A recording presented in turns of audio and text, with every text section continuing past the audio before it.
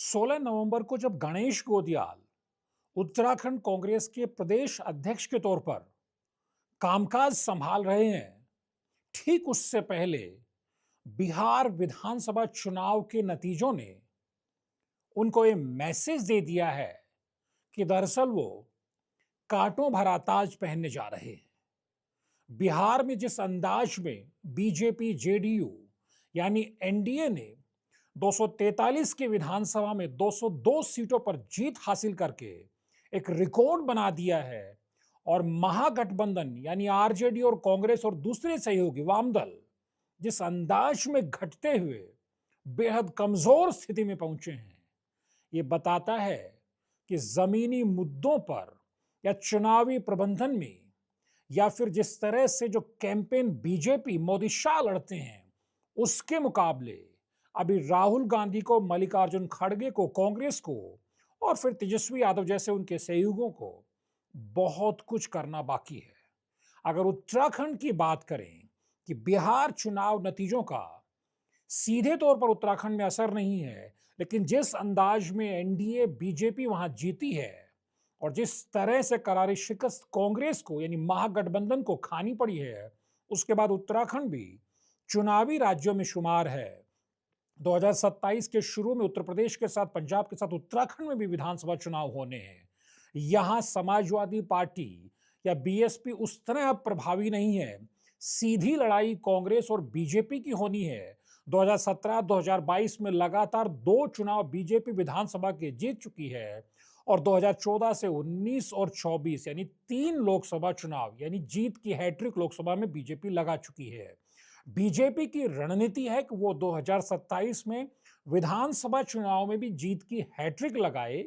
यही लगातार मुख्यमंत्री पुष्कर सिंह धामी भी कह रहे हैं। धामी का साफ कहना है कि जिस अंदाज में प्रधानमंत्री नरेंद्र मोदी के नेतृत्व में मध्य प्रदेश, महाराष्ट्र, राजस्थान, छत्तीसगढ़ होते हुए हरियाणा और अब बिहार में बीजेपी एनडीए को जीत मिली है, उसी को उत्तर प्रदेश और उत्तराखंड में दोहराया जाएगा। बड़ा सवाल यह है कि यहां से सत्ताधारी दल बीजेपी और मुख्य विपक्षी दल कांग्रेस के लिए क्या मैसेज निकला है। गणेश गोदियाल कांग्रेस के प्रदेश अध्यक्ष बने उसके बाद से कांग्रेस कार्यकर्ता में जोश बहुत ज्यादा दिखाई दे रहा है। प्रीतम सिंह, हरक सिंह रावत को जो जिम्मेदारी दी है, गढ़वाल कुमाऊं का संतुलन साधते हुए भी गढ़वाल पर फोकस किया गया है, क्योंकि लगातार बीजेपी का भी यहां से फोकस रहा है। कांग्रेस को लगातार जमीन उसकी 2016 की टूट के बाद से गढ़वाल में कमजोर होती रही है। लेकिन जो बिहार का मैसेज है, 60 सीटों पर चुनाव लड़ने वाली कांग्रेस बमुश्किल 6 सीटें जैसे तैसे जीत पाती है और ओवैसी की पार्टी के अगल बगल खड़ी नजर आती है। उससे पहले भी 70 पर भी कांग्रेस चुनाव लड़ी थी, तब इज्जत बचाते हुए 19 सीट वो जीत भी गई थी। हालांकि तब भी उस पर यह आरोप लगा था कि अगर महागठबंधन की सरकार नहीं बनी तो उसकी बड़ी वजह यही थी कि कांग्रेस ने राजनीतिक हैसियत से ज्यादा सीटें बिहार में मांग ली। इस बार भी कांग्रेस का जो जीत का ट्रैक रिकॉर्ड है, यानी 60 में से 6, यानी उसको जो 10% के आसपास का उसका जीत का जो एवरेज रहा है, उसका जो वोट परसेंटेज है 9% से भी नीचे आ गए। करीब 2015 में उसे जो वोट परसेंटेज मिला था वहीं पर वो पहुंच गई। ये बहुत बड़ा मैसेज है। सबसे बड़ी बात है कि क्या बिहार से कांग्रेस कुछ सबक लेगी? क्या गणेश गोदियाल उन गलतियों को देखना चाहेंगे जो बिहार में कांग्रेस ने की हैं? एक तो राजनीतिक हैसियत से ज्यादा सीटें लेना, आरजेडी के साथ जिस तरह से कांग्रेस के नेताओं का वहां पे जिस तरह से एक तरह से मतभेद देखने को मिला, एकजुटता नजर नहीं आई, और उसके बाद 11 सीटों पर जो महागठबंधन की फ्रेंडली फाइट क्या मैसेज देती है। 20 साल से जेडीयू को बीजेपी की सरकार बिहार में चल रही है। बीच के एक थोड़े से अंतराल जो जेडीयू आरजेडी के सत्ता के अंतराल को अगर माइनस कर दे तो वहां आप महागठबंधन के नेता क्या समझ करके आपस में 11 सीटों पर, दर्जन भर सीटों पर फ्रेंडली फाइट खेल रहे थे। ये जनता ने किस अंदाज में लिया, किस तरह के मुद्दे आप वहां उठा रहे थे, जहां वोटर्स को सीधे 10,000 रुपए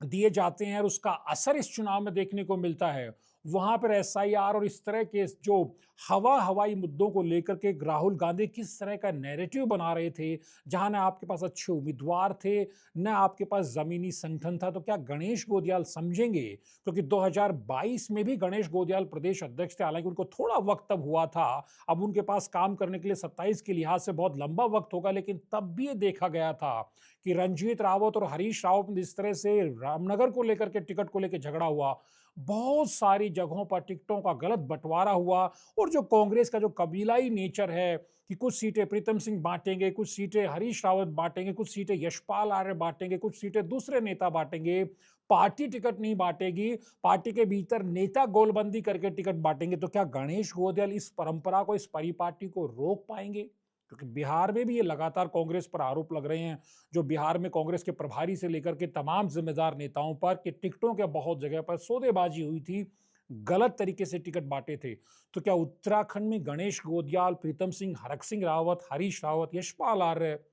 इसको रोक पाएंगे? ये सबसे बड़ा सवाल कांग्रेस के सामने, गणेश गोदियाल के सामने रहने वाला है। दूसरा, वो मुद्दे कौन से होंगे जिस मुद्दों पर कांग्रेस यहां सत्ताधारी, जो करीब करीब जब चुनाव होगा तो 10 साल की सत्ता बीजेपी की होगी, यानी एक तरह से सत्ता विरोधी माहौल बनाने का अवसर विपक्ष के पास रहता है ऐसे हालात में, लेकिन क्या भुना पाएंगे? क्योंकि जिस अंदाज में बीजेपी चुनाव लड़ती है, अपने मुद्दे लेके वो अपनी अपनी स्क्रिप्ट के हिसाब से बीजेपी चुनावी बिसात पर पत्ते खेलती है, लेकिन कांग्रेस क्या उस अंदाज में, क्या गणेश गोदियाल उस अंदाज में 1.25 साल में वो एक रणनीतिक मुद्दों की फेहरिस्त तैयार कर पाएंगे जिन पर बीजेपी की वो घेराबंदी कर पाएंगे? बड़ा सवाल ये कि यहाँ पर समाजवादी पार्टी भी चुनाव लड़ती है, हालांकि बहुत बड़ी हैसियत नहीं है, बीएसपी भी चुनाव लड़ती है, अच्छे खासे नंबर विधायकों में भी आते रहे हैं, और बहुत हरिद्वार उधम सिंह नगर में वोट में बीएसपी का शेयर भी रहता है, उसका चंक भी रहता है, कई सीटों पर निर्दलीय चुनाव लड़े जाते हैं, यूकेडी भी यहाँ चुनाव लड़ती है, वामपंथी दल भी थोड़ी बहुत हैसियत के साथ चुनाव लड़ते हैं, और अब जो बॉबी पवार फैक्टर है, जो मोहित डिमरी फैक्टर है, ये थर्ड फोर्सेस भी चुनाव लड़ने वाली, ये विपक्ष का वोट तो नहीं बंटवाएंगे? क्या इसको लेकर के गणेश गोदियाल कोई रणनीति बनाएंगे कि क्या यहां भी फ्रेंडली फाइट जैसे विपक्षी धड़े में मुकाबला देखने को मिलेगा? ये बहुत सारे सवाल है, और जो कांग्रेस के भीतर एक लगातार जो एक राजनीतिक एरोगेंस, पॉलिटिकल अहंकार की बात की जाती है कि चुनाव दर चुनाव हार के बावजूद जो कांग्रेस नेताओं का जो पॉलिटिकल एरोगेंस है, वो खत्म होता हुआ नहीं दिखाई देता है। जनता के बीच जो आउटरीच बीजेपी की होती है, उसके मुकाबले कांग्रेस के नेताओं में पॉलिटिकल एरोगेंस देखा जाता है। तो क्या वहां गणेश गोदियाल काम कर पाएंगे? क्योंकि मैसेज बहुत बड़ा है, लेकिन जिस तरह से विपक्ष के लिए मैसेज है, उसी अंदाज में सत्ताधारी दल बीजेपी के लिए, बीजेपी के विधायकों के लिए, मंत्रियों के लिए, मुख्यमंत्री के लिए भी क्या मैसेज है? क्योंकि बिहार में जिस अंदाज में बीजेपी जेडीयू यानी एनडीए को बहुत प्रचंड बहुमत मिला है, उसके बाद मुख्यमंत्री पुष्कर सिंह धामी पहले के मुकाबले और ज्यादा कंफर्टेबल, कॉन्फिडेंट महसूस खुद को कर रहे हैं। कल से उनके बयान भी जिस अंदाज में आ रहे हैं, उसको उनको देख करके भी लगता है। लेकिन क्या ये जो बीजेपी के जो मंत्रिमंडल विस्तार की जो आस लगाए बैठे विधायक थे, उनके सपनों पर पानी फिरने जैसा हो सकता है? क्योंकि अब शायद बीजेपी उतना फोकस उत्तराखंड को लेकर के ना करे, क्योंकि अभी 26 में केरल से लेकर, असम से लेकर के, तमिलनाडु से लेकर के बहुत सारे राज्यों में चुनाव है, बीजेपी का राष्ट्रीय अध्यक्ष भी तय होना है। तो क्या बीजेपी का जो राष्ट्रीय नेतृत्व है, मोदी शाह है, उनका फोकस अब वहां शिफ्ट होने वाला है? उत्तराखंड में कैबिनेट एक्सपेंशन, फेरबदल को लेकर के बहुत तेजी अब नजर नहीं आने वाली है। ये अपने आप में एक तरह से जो बीजेपी के विधायक हैं, कल से उनके भीतर ये सवाल भी उमड़ घुमड़ रहा है कि अब होने वाला क्या है? क्योंकि जिस अंदाज में बीजेपी को प्रचंड बहुमत बिहार में मिला, उसके बाद अब उत्तराखंड में जो बीजेपी का जो नेतृत्व है, वो बेहद कॉन्फिडेंट है, बहुत जोश से लबरेज नजर आ रहा है, और मुख्यमंत्री पुष्कर सिंह धामी भी मान करके चल रहे हैं कि उनको और बेहतर काम करने का और बेहतर कॉन्फिडेंस से काम करने का मौका अब मिल सकता है। तो क्या समझा जाए कि जो बिहार में बीजेपी की, एनडीए की प्रचंड जीत हुई है, उसके बाद अब जिस तरह से जो हल्ला मचा हुआ था कि 14 नवंबर के बाद उत्तराखंड में बीजेपी में बहुत बड़ा खेला होने वाला है, बहुत बड़ा फेरबदल जैसा देखने को मिल सकता है, वो अब एक चीजें थोड़ी सी थमेंगी, उनकी गति अब थोड़ी धीमी रहने वाली है, वो चर्चाएं भी अब शांत होने वाली हैं। और जो कांग्रेस के भीतर ये माना जा रहा था कि जिस अंदाज में कांग्रेस ये मान करके चल रही थी कि आरजेडी, तेजस्वी के सहारे बिहार में अगर महागठबंधन जीत जाता है, तो उसका सीधा फायदा कांग्रेस को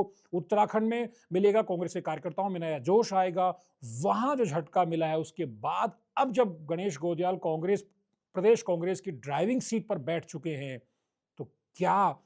ये बिहार के मैंडेट के मैसेज को किस अंदाज में लेकर के 2027 के नजरिए से उत्तराखंड में अपनी जो सियासी रणनीति वह अख्तियार करते हैं, वो अपने तर्कश में वो कौन कौन से तीर रखते हैं जिनके जरिए वो धामी सरकार को, बीजेपी को आने वाले समय में उत्तराखंड में घेरेंगे। लेकिन कुल मिलाकर के बिहार के चुनाव में सिर्फ बिहार नहीं, देश की सियासत पर बहुत गहरा असर छोड़ा है और उसके बड़े निहितार्थ उत्तराखंड की सियासत के लिहाज से भी दिखाई दे रहे हैं। आपको क्या लगता है बिहार के चुनाव नतीजों के बाद उत्तराखंड में क्या हो सकता है, बीजेपी के फ्रंट पे और विपक्षी कांग्रेस के फ्रंट पे? कमेंट करके जरूर बताइएगा। नमस्कार।